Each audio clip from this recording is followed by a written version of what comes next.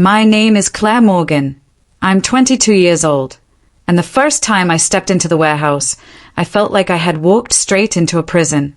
The walls were high, gray, and lifeless, swallowing every sound except the clang of machines and the shuffle of heavy boots. My supervisor didn't welcome me with kindness. He shoved a clipboard into my hands and barked, "Follow instructions or don't bother coming back." That one sentence told me everything I needed to know. I wasn't a person here. I was just another body to keep the machines running. White right pointing backhand index before I share what happened next. Tell me where you're watching from and don't forget to subscribe for more stories like this. The morning had started earlier than I was used to. The alarm screamed at 5 a.m., dragging me out of a restless sleep. My mother had left a note on the counter. "Good luck. Call me if you need a ride." She meant well, but her words stung. I wasn't starting a dream job. I was stepping into survival. Bills had been piling up, and college wasn't an option anymore. So here I was, dressed in borrowed steel-toe boots that were slightly too big and a second-hand jacket that smelled faintly of engine oil. The warehouse stood at the edge of town, its parking lot filled with dented cars and pickup trucks. The air outside was sharp, the kind of cold that clings to your lungs and makes you feel smaller than you are. Inside, though, the heat smothered me immediately. Machines whirred, conveyor belts clattered, and the smell of metal mixed with dust hung heavy in the air. I tried to introduce myself to the supervisor, a broad man with thinning hair and a permanent scowl. He didn't even look up from his clipboard. "New," he muttered. I nodded. That was enough for him. No handshake. No welcome.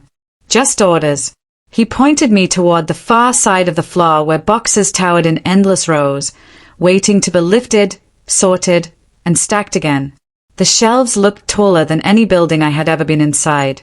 My stomach twisted, but I forced myself forward. A woman about my mother's age was already working nearby. Her hair was tied back with a red scarf, and her hands moved quickly, grabbing boxes and sliding them onto a cart. She caught my eye for a moment and offered a small smile, but it didn't last long. The supervisor's footsteps echoed behind us, and just like that, her face hardened again. The first box I lifted nearly knocked me backward. It wasn't just heavy, it was the kind of weight that made my arms tremble instantly. My palms slipped against the cardboard, and I barely managed to set it down without dropping it. My cheeks burned. I glanced around, hoping no one had noticed, but of course, they had. The man waking 2 rows over chuckled under his breath. "Rookie," he said, not unkindly, but not kindly either. I bit my lip and tried again. This time, I managed to drag the box onto the cart, though my muscles screamed in protest. The woman in the red scarf slid closer, lowering her voice. "Don't let them see you struggle. They'll pile more on you." Her words rattled me. More weight? More punishment for being new? I nodded stiffly, swallowing the lump in my throat. The hours dragged on. Every box felt heavier than the last. Sweat ran down my back, dampening my shirt, but I couldn't slow down. Whenever I did, the supervisor's voice cut through the air like a whip. "Faster, Claire. We don't pay for standing around." I hadn't told him my name, but somehow he knew it. That realization unsettled me more than the boxes. He hadn't cared to introduce himself, yet he already had a way to strip me of mine. By mid-morning, I could barely feel my arms. I leaned against a cart, just for a second, just to catch my breath. That was my mistake. "Morgan." The supervisor's shout froze me. His boots slammed against the concrete as he stormed toward me. My heart raced. "You think this is break time? You've been here 3 hours. You keep moving, or you're gone." Heat rose in my face, but I forced myself to nod. I wanted to shout back, to tell him my muscles weren't machines, but my throat locked up. I couldn't risk losing this job. Not with rent due. When lunch finally came, I sank onto a bench in the corner of the break room. The fluorescent lights buzzed above us, casting everything in a sickly yellow glow. People unwrapped sandwiches, heated leftover pasta, and ate in silence. No one talked about family or hobbies. No one laughed. The only sounds were chewing and the hum of the vending machine. The woman with the red scarf sat across from me, unwrapping a piece of cornbread from foil. She broke it in half and slid a piece toward me without a word. I wanted to refuse, but hunger won. I nodded gratefully and whispered, "Thank you." She didn't smile, but her eyes softened for a moment. Before we could say anything more, the supervisor stepped into the room. Conversations, or what little existed, died instantly. He leaned against the doorframe, sipping coffee like he was reminding us who held the power.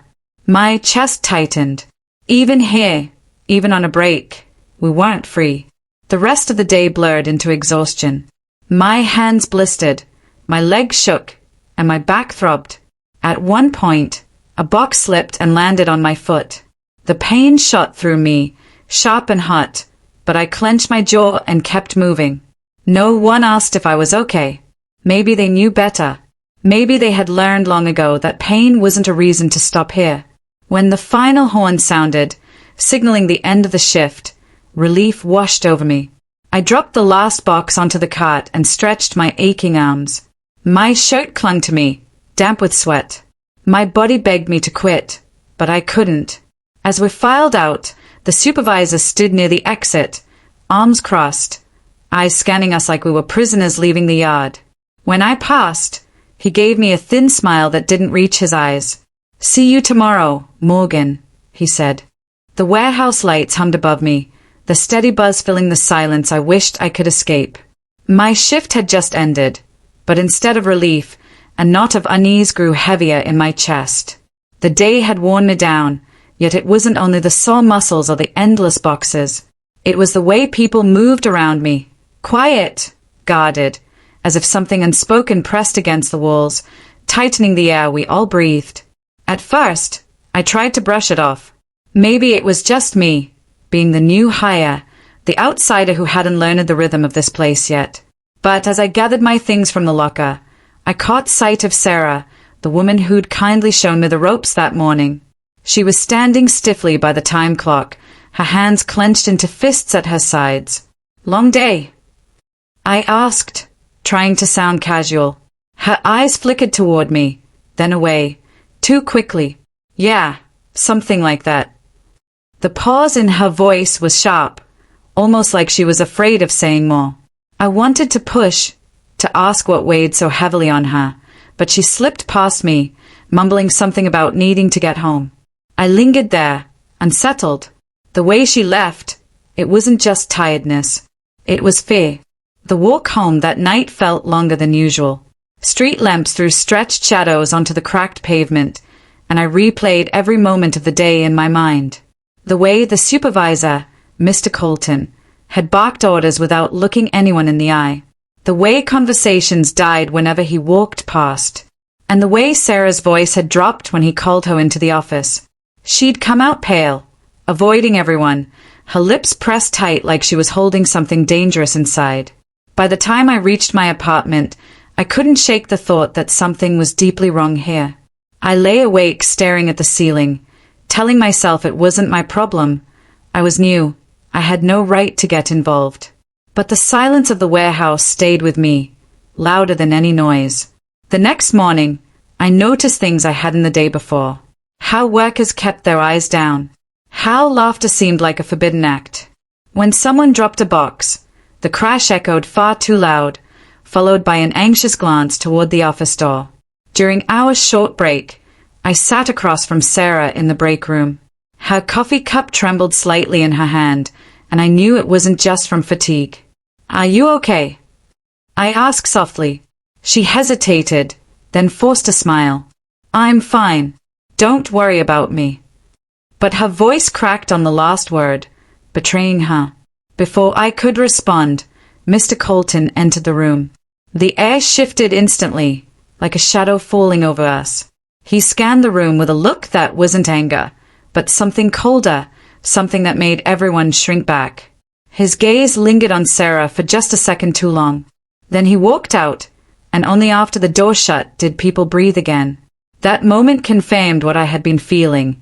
This silence wasn't ordinary. It was survival. Over the following days, Small details began stitching themselves into a larger picture. Sarah wasn't the only one avoiding eye contact. James, one of the older workers, winced whenever Colton spoke to him, rubbing his hands together like a nervous tick. Maria, who usually hummed under her breath while packing, had stopped completely. I overheard whispers, cut short when footsteps approached. Half sentences about last time and not again. A joke someone tried to crack fell flat, and they muttered, "Better not push it." Each fragment made my skin prickle. I wasn't imagining this. Something was happening here, something people were too afraid to name. One night, as I left the warehouse, I caught sight of Sarah sitting on the curb outside, her head in her hands. The parking lot was nearly empty, the air cool and still. "Sarah?" I asked gently, stepping closer. She looked up, her eyes red, her face pale. "You should go home." Her voice trembled, carrying more warning than suggestion. I sat down beside her anyway. "I can't. Not when it's this obvious something's wrong." For a long moment, she didn't answer. Then she whispered, "You don't understand. Speaking up here, it doesn't just make things worse. It breaks people." The way she said it sent a chill through me.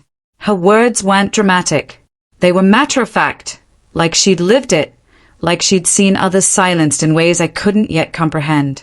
Before I could ask what she meant, headlights swept across the lot, and Sarah shot to her feet, panicked. "Don't say anything. Just, please, stay out of it." She hurried away, leaving me alone with more questions than ever. Back in my apartment, I stayed at the ceiling again, restless. My first job had already taken more of me than I thought possible.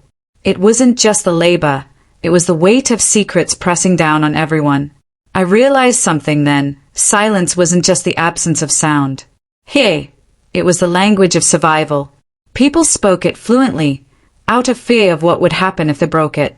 But cracks were forming. I could see them in Sarah's trembling hands, in James's restless eyes, in Maria's sudden quiet. The silence was fragile, and fragile things eventually break.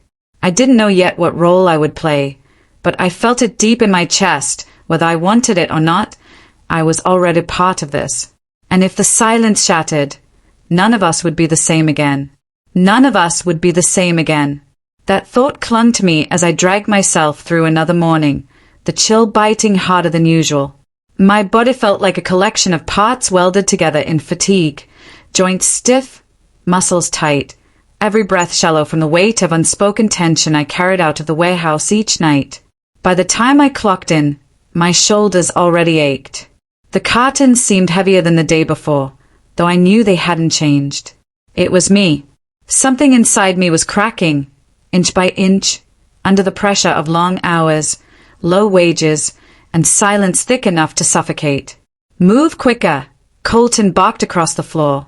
His tone wasn't raised, but it carried, slicing through the workers like a blade. I bit my lip and bent deeper into the motion, lifting, stacking, shoving the ache aside. But my arms trembled more than they should have. My back strained in ways it hadn't before. Every step left me more winded, as though the warehouse itself was stealing my strength. At break, I collapsed onto the bench in the corner of the break room. The clock ticked too loud. My hands were trembling when I reached for my water bottle. "You look pale," Maria said softly, slipping into the seat beside me. Her dark eyes scanned my face with quiet worry. "Are you eating? Sleeping?" I forced a laugh, though it cracked at the edges. "Trying to. Doesn't feel like it makes much difference." She nodded knowingly, lowering her voice. "That's what this place does. It eats away at you. First your body, then your mind." Her words weren't exaggeration. They were confession. And when she lifted her sleeve slightly, I caught sight of the bandage taped across her forearm, faintly stained through. She pulled it back down quickly, but the image stayed with me. I didn't ask. She didn't offer. But the silence between us was louder than any words. The days blurred together. My body grew weaker, not stronger, despite the constant labor. I woke each morning with soreness that never faded, only deepened. My skin bruised easier. My hands shook when I gripped the tape gun. One evening, halfway through my shift, I felt something give. A sharp pull tore through my lower back as I tried to heave a box onto the conveyor. My knees buckled, and I barely caught myself before hitting the floor. James rushed over, his face etched with alarm. "You all right?" I forced myself upright, gasping through the pain. "Yeah, just pulled something." But my body betrayed me, the tremor in my legs undeniable. Colton's shadow appeared before I could catch my breath. "What's the hold-up?" His gaze darted to me, then narrowed. "If you can't handle the weight, maybe this isn't the right job for you." His words cut deeper than the pain in my back. I wanted to shout that I was trying, that I needed this job, that I couldn't just walk away. But the words stuck in my throat. James steadied me with a hand on my shoulder, his grip firm but subtle. "I'll cover this one," he muttered quickly, moving past me to lift the box himself. Colton stared at me a beat longer, his expression unreadable, then turned and walked off. The sound of his footsteps echoed like a sentence I hadn't yet served. I tried to keep working, but every lift was agony. By the time the shift ended, I could barely stand straight. Outside, the cold air burned my lungs, and I doubled over against the railing, swallowing back tears I hadn't realized were rising. Sarah appeared quietly beside me. She didn't ask what happened. She could see it. Instead, she held out a small packet of heat pads. "Take these," she said softly. "I don't." "Just take them," she insisted, her voice sharp, though her eyes softened. "We've all been there." I pressed the packet to my chest, unable to thank her properly. For the first time, I realized something terrifying. My body was giving out faster than I expected. I thought I could push through, thought I was stronger. But strength had limits, and mine was unraveling. That night, every movement hurt. I lowered myself into bed slowly, wincing as my muscles protested. I stared at the ceiling, remembering Maria's bandaged arm, the tremor in Sarah's hands, the way James's knees cracked with every step. We were all breaking, piece by piece, and no one outside those walls knew, or cared. Sleep came in fragments. Dreams blurred with reality. I saw boxes towering over me, pressing down until I couldn't breathe. I woke gasping, drenched in sweat, the pain in my back reminding me it wasn't just a nightmare. The next morning, I almost didn't go. My body screamed for rest, every fiber begging me to stop. But bills don't wait for pain. Survival doesn't bend for exhaustion. When I limped into the warehouse, James noticed immediately. "You shouldn't be here," he said under his breath. "I don't have a choice," I muttered. His jaw tightened. "That's what all of us say, until something breaks for good." He returned to his station, leaving his words to hang in the air like a warning I couldn't shake. By midday, I could hardly keep up. My hand slipped, a carton tipping dangerously before Sarah caught it. She shot me a look, not anger, but fear. "You're going to hurt yourself," she whispered. "I already have," I admitted, surprising even myself with the honesty. Her lips pressed into a thin line. She wanted to say more, but Colton's voice thundered from across the floor, and she snapped back to work. That evening, as I trudged home, every step jolted through my spine. The city lights blurred through the haze of tears I fought to hide. I felt hollow, not just in body, but in spirit. For the first time, I questioned how much longer I could keep going. Not because I wanted to quit, but because my body was no longer mine. It belonged to the warehouse, to the endless grind, to the silence that demanded I push beyond reason. And standing there at the corner, clutching the railing to steady myself, I realized this wasn't just exhaustion. This was the breaking point. The railing dug into my palm as I steadied myself, my breath coming in short, uneven bursts. My body wasn't the only thing breaking anymore. Something inside me had shifted, some stubborn fragment of will refusing to be crushed any further. If the warehouse wanted to break me, I'd give it something back, proof. Proof of what it was doing to us. Proof of the way we were treated, the way we were discarded the second we faltered. I'd never thought of myself as someone brave enough to fight. But maybe it wasn't bravery. Maybe it was desperation. The next day, I carried my phone into work with a new purpose. My hands trembled, not just from pain, but from fear of what might happen if anyone caught me. Recording wasn't allowed. Cameras weren't allowed. Everything about this place was designed to hide the truth. But I tucked the phone into my jacket pocket, screen down, camera peeking out just enough. I tested it while pretending to tie my laces in the locker room. A faint red light blinked, and my heart hammered. I wasn't just surviving anymore. I was gathering. The morning shift began like any other. The constant hum of the conveyor belts, the stale smell of dust mixed with machine oil, Colton's voice barking orders like gunshots. Pick up the pace. We're falling behind. I bent over the carton in front of me, pretending to strain, while the phone in my pocket recorded the scene. His words, the tone, the pressure, it was all there, preserved in digital memory. Each moment I captured felt like a small rebellion. The evidence stacked up silently, as if the warehouse itself was speaking through me. But it wasn't enough. Words could be dismissed. Colton could claim he was motivating us, or that we misunderstood. I needed more. At break, I found Maria sitting alone in the corner again, her sleeve rolled down too far despite the heat of the room. "Maria," I whispered, sliding into the seat across from her. "Can I ask you something? Off the record." She frowned. "What do you mean?" I lowered my voice, leaning close. I'm keeping track of what's happening here, of what this place is doing to us. I need proof. Real proof. I can't do it alone." Her eyes darted to the clock, then to the security camera in the corner. She shook her head quickly. "Stop. You don't know what you're getting into." "I do," I pressed, my voice trembling but steady enough. "I know exactly what it's doing to me. Look at us. Look at yourself. We can't keep pretending." For a moment, her guard faltered. Her fingers tugged at her sleeve, exposing the faint outline of the bandage again. She caught me staring and pulled it back down with a sigh. "You'll get yourself fired," she muttered. "Then help me make it worth it," I said. The silence stretched, thick and heavy, before she finally nodded once, barely perceptible. That night, Maria slipped me a folded piece of paper before we left the warehouse.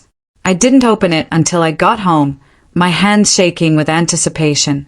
Inside, written in hurried scroll, was a list of names, workers who'd been out on the job, workers who'd disappeared without explanation, workers who might be willing to talk.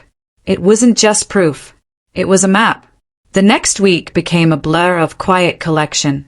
I started saving everything. Schedules that showed impossible overtime, discarded injury reports left in the trash, even the sound of Sarah's cough echoing through the break room after hours of dust exposure. Each fragment felt small, insignificant on its own. But together, they were pieces of a larger truth, one the warehouse couldn't hide forever. James noticed first. "You're different," he said one night as we walked out together. His gaze was sharp, too observant, not just tired, focused. "What are you up to?" I hesitated, then finally admitted, "I'm keeping track. Everything they do to us. Everything we go through." He stopped in his tracks, eyes narrowing. "That's dangerous." "So is doing nothing," I replied. For a moment, I thought he'd scold me, tell me to drop it. Instead, he exhaled slowly, shaking his head. "You've got more guts than sense. But maybe that's what we need." It wasn't long before Sarah caught on too. One evening, she slipped her phone out and quietly filmed the water leaking from the ceiling onto the floor near exposed wires. She sent it to me without a word. Proof was multiplying, but so was the risk. One night, as I tucked my phone into place before a shift, I noticed Colton watching me a little too closely.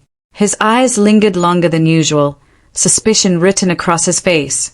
The fear gnawed at me. If he found out, It wouldn't just be my job. I'd lose the fragile trust I'd built with the others. I worked through the shift with my heart pounding, every motion careful, every glance calculated. When the final whistle blew, I exhaled as though I'd survived a battlefield. But even in fear, I knew I couldn't stop. The breakthrough came unexpectedly. Maria pulled me aside in the hallway one evening, her hand shaking as she pressed a small folder into mine. "Don't ask where I got it," she whispered. "Just use it." I slipped it into my bag, waiting until I was home to open it. Inside were copies of internal memos, dozens of them. Warnings about safety violations, ignored complaints, reports buried under paperwork. My chest tightened as I flipped through the pages. This was it. Not scraps, not whispers. Cold, undeniable proof. For the first time in weeks, I felt something I hadn't dared let myself feel. Hope. But hope came with a price. Each night I carried that folder, I felt its weight press harder against my chest. If anyone discovered it, if anyone even suspected, everything would crumble. I hid it beneath the loose floorboard under my bed, checking it each morning like a secret too fragile to exist. The warehouse might have broken my body, but piece by piece, I was gathering its truth. And truth, I realized, was stronger than fear. Truth, I realized, was stronger than fear. But truth without action was just paper hidden under a floorboard. And I couldn't let it stay there. Every morning, I woke to the creak of that loose plank beneath my bed, the weight of the folder pressing against my conscience. It wasn't enough to collect the pieces anymore. The proof demanded a voice, and I was running out of excuses not to give it one. The warehouse smelled heavier than usual that Monday, the sting of burnt rubber in the air. I walked through the door with my bag slung across my shoulder, the folder tucked deep inside. I wasn't sure what I'd do with it yet, but I knew one thing. Today couldn't be the same as yesterday. Maria met my eyes as we passed on the floor. She didn't say a word, but her quick glance at my bag was enough to remind me she knew what I carried. James gave me a nod too, more warning than encouragement, the kind of look that said, "Be careful, but don't stop." Colton's voice cut across the floor. "You think this is a library? Move faster."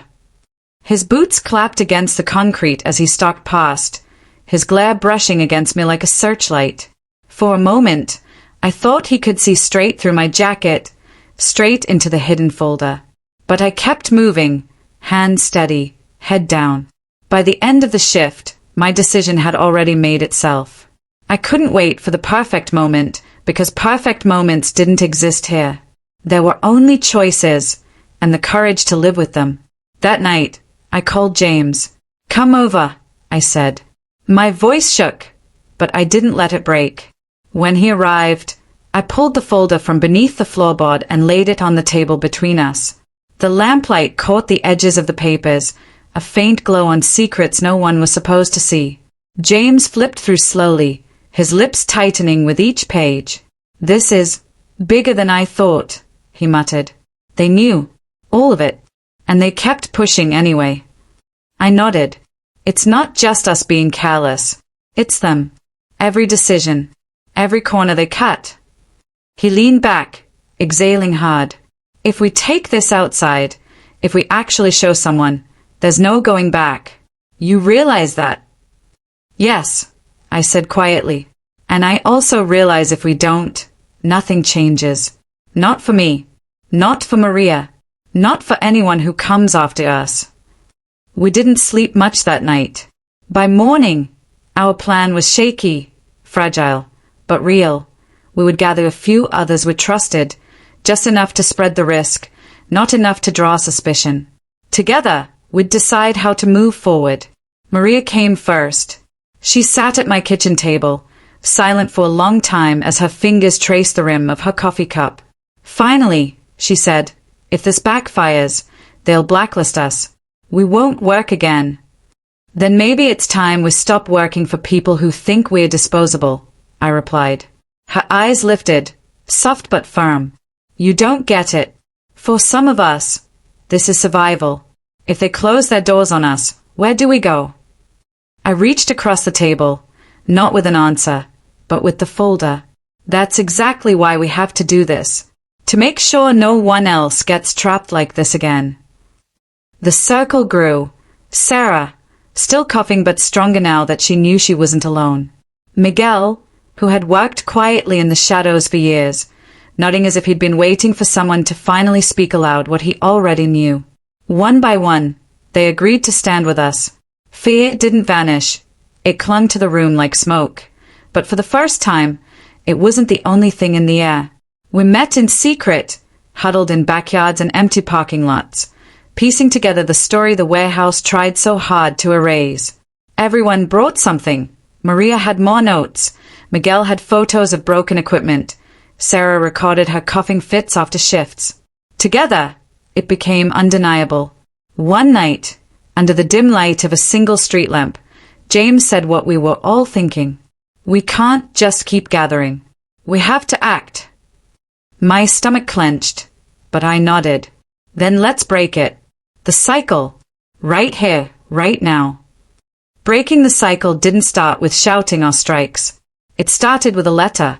A single email, crafted late at night, attaching the scan memos, the photos, the recordings. The cursor hovered over send, my finger trembling. This wasn't just about me anymore.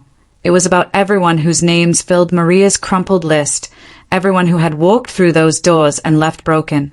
I pressed down. The email vanished into the void, delivered to a reporter whose name I'd found buried in an article months ago. For a moment, the room was silent. Then my phone buzzed with James' message, no turning back now.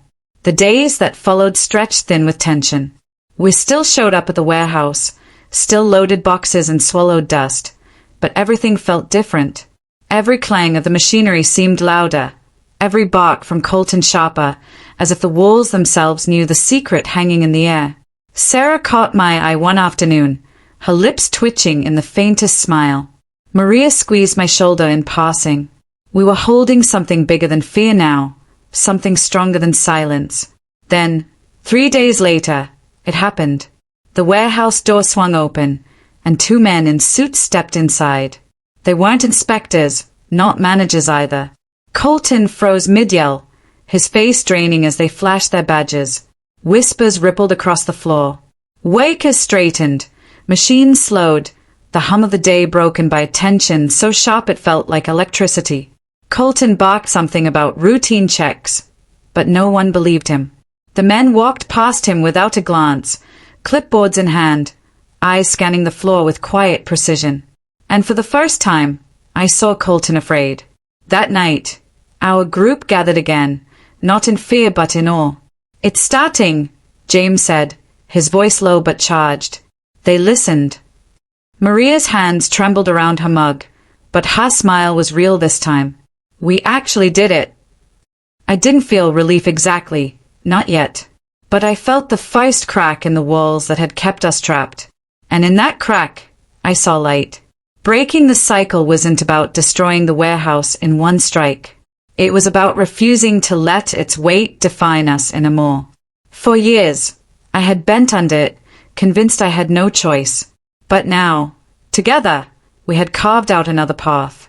And maybe, just maybe, the cycle that had swallowed so many before us would end with us.